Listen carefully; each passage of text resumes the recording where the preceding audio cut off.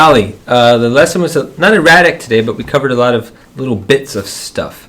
So the one idea is the compressed lesson being the model for a general practice routine that you can fall back on when you need to, when you feel like you need more structure. So that means something extended, something technique building, and then the repertoire, the music. So the three things you can start with are thirds, sixths, or longer structures like triads. So you can, take six for example. I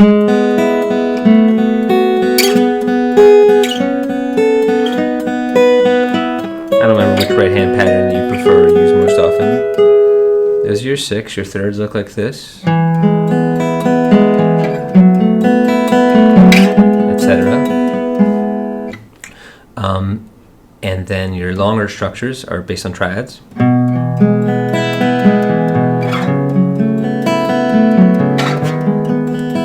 One of those three and do the major and the minor. Then think about an extended chord pattern with a nice 5 or 6 note chord. E, 2 minor, 3 minor, 4 major, 5 major, 6 minor, flat 7 major, the bonus major chord, and then 8. And then sometimes don't do that starting in the key of E, but do that starting in the key of F or the key of G.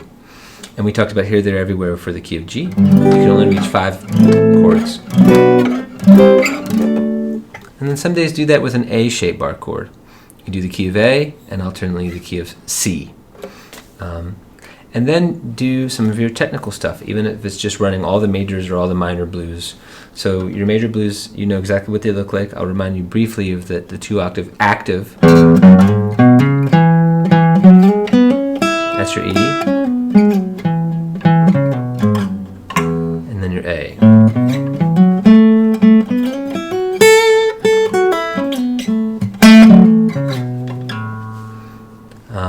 And what we added today was the second octave of the E minor blues scale, this is the quintessential 2-octave scale for all electric and most acoustic guitar players. So you have your first octave, which you know very well. This octave is simple but less intuitive. 2, open, 2, 3, open, 3, open. Again. You want to practice starting on the E2 and just playing this octave up and down. If it's going well on 8th notes, you can try triplets. Triplet, triplet, triplet, triplet, 1. And then if it's really, really secure, do the double octave.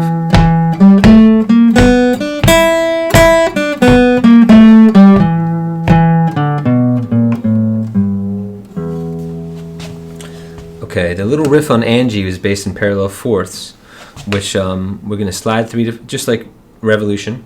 So it's really just 5, 5, 5, 3, 5. But since your name's whatever that E thing is, I don't remember exactly how the tune goes.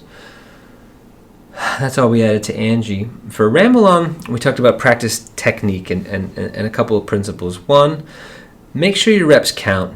Give a little space between each one.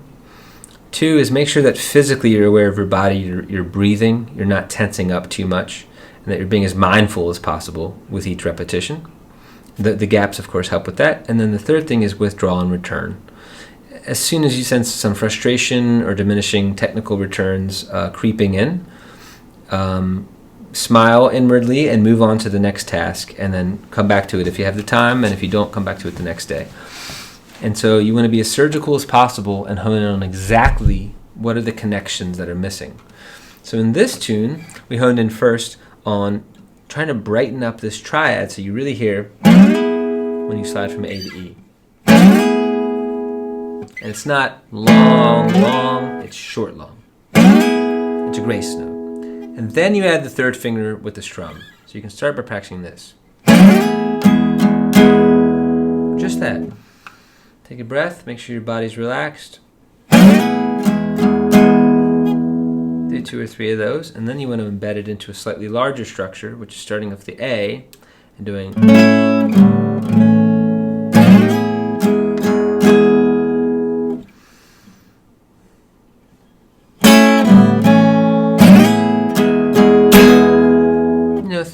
4 or 5 max, maybe 3 if they're going well. And then when you withdraw and you return to it, see if it sounds any better once you put it back into the full texture of the song.